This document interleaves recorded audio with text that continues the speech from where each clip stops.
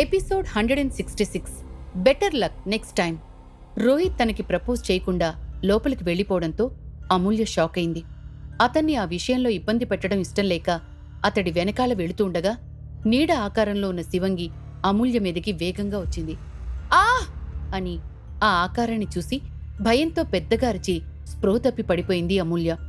ఆమె అరుపుకి లోపలికి వెళ్లబోతున్న రోహిత్ ఒక్కసారి ఆగిపోయి అమూల్య అని అరుస్తూ ఆమె దగ్గరికి పరిగెత్తుకుంటూ వెళ్లాడు. వాళ్ల అరుపులకి లోపలున్న తార, విక్కీ, చంద్రలు కూడా బయటికి పరిగెత్తుకుంటూ వచ్చారు. అమూల్య, ఏమైంది? కళ్ళు తెరువు అమూల్య అని ఆమె చెంపల మీద కొడుతూ స్పృహలోకి తీసుకొచ్చే ప్రయత్నం చేస్తున్నాడు రోహిత్. అతడు ఎంత ప్రయత్నిస్తున్నా అమూల్య స్పృహలోకి రావడం లేదు. అమూల్యకేమైంది రోహిత్? ఎందుకిలా పడిపోయింది అని కంగారు పడుతూ అడిగాడు విక్కీ. ఏమో తెలీదురా విక్కీ, నా వెనకాలే వస్తుంది అనుకున్నాను, కాని సడన్గా ఏమైందో తెలీదు. పెద్దగా అరిచి స్పృహ తప్పి పడిపోయింది అని జరిగింది చెప్తూ అమూల్య వైపు బాధగా చూశాడు రోహిత్.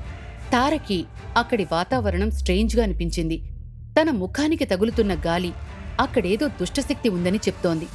తార వెంటనే చుట్టుపక్కలంతా వెతికి చూసింది, కాని ఆమెకెవ్వరూ కనిపించలేదు. రోహిత్, తనని లోపలికి తీసుకురా, ఎక్కువసేపు బయట ఉంచటం మంచిది కాదు, పైగా మంచు కూడా చాలా ఎక్కువగా కురుస్తోంది అని వాతావరణాన్ని చూస్తూ అన్నాడు చంద్ర. అమూల్యని తన చేతుల మీద ఎత్తుకుని లోపలికి తీసుకువెళ్లాడు రోహిత్. బయట నిలబడి ఏదో వెతుకుతున్న తార దగ్గరకొచ్చి, ఏం వెతుకుతున్నావు తారా అని అనుమానంగా అడిగాడు విక్కీ.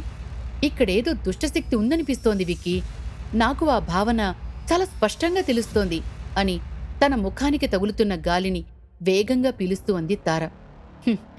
మరీ అంత గట్టిగా పీల్చకుతారా, అసలే వాతావరణం చాలా చల్లగా ఉంది, మళ్ళీ కోల్డ్ చేస్తే ప్రాబ్లం అవుతుంది అని నవ్వుతూ అన్నాడు విక్కీ. తార సీరియస్గా చూసింది. ఆమె సీరియస్నెస్కి భయపడి నోటిమీద వేలేసుకుని చాలీ అని చాలా క్యూట్గా అపాలజీ చెప్పాడు విక్కీ. అతడి క్యూట్నెస్కి ఆమె కోపం ఎగిరిపోయింది. నవ్వితే లోకువైపోతుందేమోనని సీరియస్నెస్ని మెయింటైన్ చేస్తూ లోపలికొచ్చేసింది తార. రోహిత్ అమూల్య ముఖం మీద ఎన్నిసార్లు నీళ్లు కొట్టినా ఆమె స్పృహలోకి రాలేదు. అందరిలోనూ కంగారు మొదలైంది. అసలు అమూల్యకేమైందో తెలియక అందరూ తలపట్టుకున్నారు. ఇదంతా చూస్తుంటే నా అనుమానమే నిజమనిపిస్తోంది అని మనసులో అనుకుంటూ వంటగదికి పరిగెత్తింది తార. ఆమె కోసం రోహిత్ ఆతృతగా ఎదురుచూశాడు. తార లవంగాలు, కర్పూరం బిళ్లల్ని గుప్పిడి నిండా తీసుకుని, రోహిత్ అడ్డు తప్పుకో అని చెప్పి అమూల్య చుట్టూ 3 సార్లు తిరిగి తన చేతిని ఆమె తలమీద పెట్టింది. తార చదువుతున్న మంత్రాలకి ఆమె చేతుల్లో ఉన్న లవంగం, కర్పూర బిళ్లలు ఒక్కసారిగా మెరిశాయి. ఆ మెరుపు అమూల్య తలని తాకగానే స్పృహలోకొచ్చింది. అమ్మూ, ఏమైంది నీకు? ఎందుకు స్పృహ తప్పి పడిపోయావు అని కంగారు పడుతూ అడిగాడు రోహిత్. అమూల్యకి తను ఎందుకు స్పృహ తప్పి పడిపోయిందో తెలుసు, కాని ఆ విషయాన్ని రోహిత్కి చెప్పాలనుకోవడం లేదు. ఆమె ఏం చెప్తుందా అని ఆతృతగా ఎదురుచూసింది తార. నాకు కోల్డ్ చేసింది రోహిత్, మంచులో ఎక్కువసేపు ఉండటం వల్ల స్పృహ తప్పి పడిపోయాను అని అబద్ధం చెప్పింది అమూల్య. ఆమె చెప్తుంది అబద్ధమని తారకు తెలుసు. అందుకే అక్కడ ఉండలేక తన చేతిలో ఉన్న లవంగాలు, కర్పూరం బిళ్లల్ని పడేయడానికి వెళ్ళింది. నిజంగా అంతేనా, లేదంటే ఏదైనా చూసి భయపడ్డావా అని అనుమానంగా అడిగాడు విక్కీ. స్టాప్ ఇట్ అబ్బా, ఇప్పుడిప్పుడే కాస్త ప్రశాంతంగా ఉంటున్నాను, మళ్ళీ కొత్త అనుమానాలు రేపి నన్ను టెన్షన్ పెట్టకండి అని కసురుకున్నట్టుగా చెప్పి పైకి లేచి, నాకు నిద్రొస్తోంది, నేను వెళ్ళి పడుకుంటాను, గుడ్ నైట్ అంటూ తన గదికి వెళ్ళిపోయింది అమూల్య. బయట కురుస్తున్న మంచు వానని చూసి ఆమె చెప్పింది నిజమేనేమోనని నమ్మేసి తన గదికి వెళ్ళిపోయాడు చంద్ర. రోహిత్ అమూల్య వెనకాలే వెళ్ళాడు. గుమ్మం దగ్గర భయంతో బిగుసుకుపోయిన తార దగ్గరకొచ్చి, ఏమైంది అని అడిగాడు విక్కీ. తార భయపడుతూ తను విసిరేసిన లవంగాలు, కర్పూరం బిళ్లల వైపు చూపించింది. విక్కీ చూస్తుండగానే కర్పూరం బిళ్లలు మంటల్లో, లవంగాలు కాలి బూడిదైపోయాయి. అసలు నిప్పే లేకుండా అవి ఎలా అంటుకున్నాయో విక్కీకి అర్థం కాలేదు. ఏంటి తార ఇదంతా? అవేంటి అలా కాలిపోయాయి అని టెన్షన్ పడుతూ అడిగాడు విక్కీ. చెప్పాను కదా విక్కీ, ఇక్కడేదో దుష్టశక్తి ఉందని, అది ప్రస్తుతం అమూల్య ఒంటిలోనే ఉంది అని తార చెప్పగానే ఒక్కసారిగా షాక్ అయ్యాడు విక్కీ. ఏం మాట్లాడుతున్నావు తారా? నరాలు కట్టయిపోయాయి, అమూల్య ఒంటిలో దుష్టశక్తి ఉందా అని భయపడుతూ అడిగాడు విక్కీ. అవును, ఆ దుష్టశక్తి మరేదో కాదు, శివంగే అని తార అనగానే ఈసారి డెడ్ షాక్ అయ్యాడు విక్కీ. ఈ రోజు రాత్రికి అమూల్యని శివంగి తీసుకెళ్లిపోతుంది, చూస్తూ ఉండు అని తార అనేసరికి విక్కీకి ఏం మాట్లాడాలో అర్థం కాలేదు. అలా బొమ్మలా నిలబడిపోయాడంతే. ఈ రోజు రాత్రికి సిద్ధంగా ఉండు విక్కీ, మనం అమూల్యని రెడ్ హ్యాండెడ్గా పట్టుకోవాలి, లేదంటే తనని మనం ఎప్పటికీ కాపాడలేం అని టెన్షన్ పడుతూ చెప్పింది తార. అంత సీరియస్గా చెప్తుంది అంటే అమూల్య చాలా ప్రమాదంలో ఉంది అని అర్థం చేసుకుని, నీకు నేను తోడుగా ఉన్నాను తారా, ఈరోజు ఈ ప్రాబ్లంకి ఒక సొల్యూషన్ కనిపెడదాం అని బలంగా ఫిక్స్ అవుతూ అన్నాడు విక్కీ. ఈ విషయం నువ్వు రోహిత్కి కూడా చెప్పు, అతడి హెల్ప్ మనకి అవసరమవుతుంది అని ఏదో ఆలోచిస్తూ చెప్పింది తార. సరే అన్నట్టుగా తల ఊపాడు విక్కీ. మరోవైపు తన గదిలో ఉన్న అమూల్య శివంగి రూపాన్ని తలుచుకుని భయపడుతూ, ఇన్ని రోజుల తర్వాత శివంగి నాకు ఎందుకు కబురు పంపించింది అని మనసులో అనుకుంటూ ఉండగా లోపలికొచ్చాడు రోహిత్. తన డౌట్ని కనపడకుండా మేనేజ్ చేస్తూ, ఏంటి రోహిత్ ఇలా వచ్చావు అని అనుమానంగా అడిగింది అమూల్య.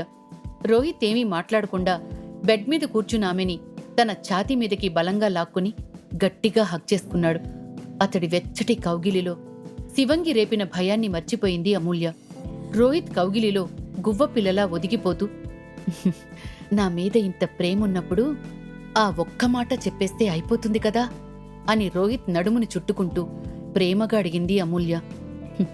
దానికింకా టైం ఉంది, అప్పటి వరకు ఓపిక పట్టు అని ఆమె మెడ వంపులో ముద్దు పెట్టాడు రోహిత్. అతడి పెదవుల తాకిడికి పులకించిపోయింది అమూల్య. ఆమె శరీరంలో రేగిన కోరికల అలజడిని చూస్తూ ఆమె ఎర్రటి పెదవుల దగ్గరికి కొరుక్కు తినేసేలా వచ్చాడు రోహిత్. ఎందుకో తనని తాను బలవంతంగా కంట్రోల్ చేసుకుంటూ, పడుకో అమ్మో, ఒకవేళ ఒంటరిగా పడుకోవడానికి భయమేస్తే నన్ను పిలు అని చెప్పి వెళ్ళిపోతున్న రోహిత్ చెయ్యి పట్టుకుని ఆపి, నాతో పాటే ఉండిపోవచ్చుగా అని అడిగింది అమూల్య. నేను నీకు పూర్తిగా సొంతం అవ్వడానికి ఒక అడ్డంకుంది అమూల్య, అది తొలగిపోయేంత వరకు నేను నీకు దగ్గర అవ్వలేను అని బాధగా చెప్తూ అమూల్యను దగ్గరికి తీసుకుని ఆమె నుదుటి మీద ముద్దు పెట్టి కష్టంగా బయటికి వెళ్ళిపోయాడు రోహిత్. చాలాసేపు ఆ అడ్డంకి గురించి ఆలోచించింది అమూల్య. కాని ఆమెకదేంటో అర్థం కాలేదు. అలా ఆలోచిస్తూ రూంలో అటూ ఇటూ తిరుగుతున్న అమూల్య గోడకున్న అద్దంలో తనని తాను చూసుకుని ఒక్కసారిగా భయపడింది. అద్దంలో అమూల్య శివంగి వేషధారణలో భయంకరంగా కనపడింది. వీళ్లందరూ పడుకునేంతవరకు నేను బయటికి రాలేను శివంగి, ప్లీజ్ నాకు కాస్త సమయం ఇవ్వు అని అమూల్య రిక్వెస్ట్ చేసేసరికి అద్దంలో శివంగి రూపంలో ఉన్న అమూల్య మాయమైపోయింది. గంట తర్వాత అందరూ గాఢ నిద్రలో మునిగిపోయారు. అదే సరైన సమయం అనుకున్న అమూల్య శాలువా కప్పుకుని బయటికి వెళ్ళిపోయింది. ఆమె వెళ్లగాని తలుపులు వాటంతటవే క్లోజ్ అయిపోయాయి. అవి క్లోజ్ అయినప్పుడు వచ్చిన శబ్దానికి విక్కీ ఉలిక్కిపడి నిద్రలేచాడు. అప్పుడే ఎవరో బయటికి వెళ్తున్నట్టు గజ్జల శబ్దం కూడా వినిపించేసరికి భయపడుతూనే బయటికొచ్చి అమూల్య గదికి వెళ్ళాడు. ఆమె గది తలుపులు క్లోజ్ చేసి ఉన్నాయి. తార చెప్పింది నిజమో కాదో చూడటానికి కిటికీలో నుండి ఆ గదిలోకి చూశాడు విక్కీ. లోపల అమూల్య లేదు. వెంటనే ఆ విషయాన్ని రోహిత్కి చెప్పాలనుకున్నాడు. కాని అతడు నమ్మడేమో అనిపించి తార గదికి పరిగెత్తుకుంటూ వచ్చాడు. విక్కీ తలుపుల మీద కొడుతున్న శబ్దానికి బయటికొచ్చి, అమూల్య బయటికి వెళ్ళిందా విక్కీ అని కంగారు పడుతూ అడిగింది తార. అవును తారా, తన గదిలో అమూల్య లేదు, ఎవరో బయటికి వెళ్తున్నట్టు శబ్దం కూడా వినిపించింది అని ఆయాసపడుతూ చెప్పాడు విక్కీ. వెంటనే ఈ విషయాన్ని రోహిత్కి చెప్పి బయటికి తీసుకురా, అమూల్య నిజస్వరూపమేంటో తనకి తెలియాలి అని తార ఖచ్చితంగా అనడంతో ఇంక చేసేదేమీ లేక రోహిత్ గదికి పరిగెత్తుకుంటూ వెళ్లాడు విక్కీ. గాఢ నిద్రలో మునిగిపోయిన అతనిని తట్టి లేపి అమూల్య కనిపించటం లేదని చెప్పేసరికి ఒక్కసారిగా షాక్ అయ్యాడు రోహిత్. ఏం మాట్లాడుతున్నావురా, నువ్వు సరిగ్గా చూసావా లేదా అంటూ అమూల్య గది దగ్గరికి కంగారుగా వెళ్లాడు రోహిత్. అప్పటికే తార అమూల్య గది తలుపులు ఓపెన్ చేసి ఏదో వెతుకుతోంది. ఏం వెతుకుతున్నావు తారా, అమూల్య ఎక్కడా అని చుట్టూ చూస్తూ ఆశ్చర్యంగా అడిగాడు రోహిత్. నేను చెప్పేది చాలా జాగ్రత్తగా విను రోహిత్. శివంగి తన పిల్లల్ని కనడానికి వశపరుచుకున్న అమ్మాయి ఎవరో కాదు, మన అమూల్యని. ఇప్పటి వరకు నాకు అనుమానంగా ఉండేది, కాని ఈ రోజుతో క్లారిటీ వచ్చేసింది అని చాలా కాన్ఫిడెంట్గా చెప్తున్న తార మాటలకి రోహిత్తో పాటు విక్కీ కూడా షాక్ అయ్యాడు. అమూల్య ఎప్పటికీ ఈ పనికి ఒప్పుకోదు, నీకేదో రాంగ్ ఇన్ఫర్మేషన్ వచ్చినట్టుంది అని అంటున్న రోహిత్ వైపు కోపంగా చూసి, సరే నాతో పాటు పద, నిజమేంటో నీ కళ్లతో నువ్వే చూద్దువుగాని అని అతడి చెయ్యి పట్టుకుని బయటికి తీసుకొచ్చింది తార. ఎక్కడికి తీసుకువెళ్తున్నావు తారా అని అనుమానంగా అడిగాడు రోహిత్. పాతాళ బావి దగ్గరికి అంటూ బయటికి వెళ్లబోతున్న వాళ్ల ముగ్గురికి ఎదురొచ్చింది అమూల్య. ఆమెను చూసి తారా విక్కీలు షాక్ అయితే రోహిత్ సంతోషించాడు. అమూల్య, ఇంత నైట్ టైం ఎక్కడ్నించి వస్తున్నావు అని ఆమె దగ్గరికి ప్రేమగా వెళ్లి కంగారుగా అడిగాడు రోహిత్. నాకెందుకో నిద్ర పట్టడం లేదు రోహిత్, అందుకే కాసేపు గార్డెన్లో వాకింగ్ చేయడానికి వెళ్లాను. మీరెక్కడికి బయలుదేరారు అని నార్మల్గా అడుగుతూ తార వైపు కన్నింగా చూసింది అమూల్య. అదే చూపు, అదే మాట తీరు. అమూల్య మళ్లీ మారిపోయింది.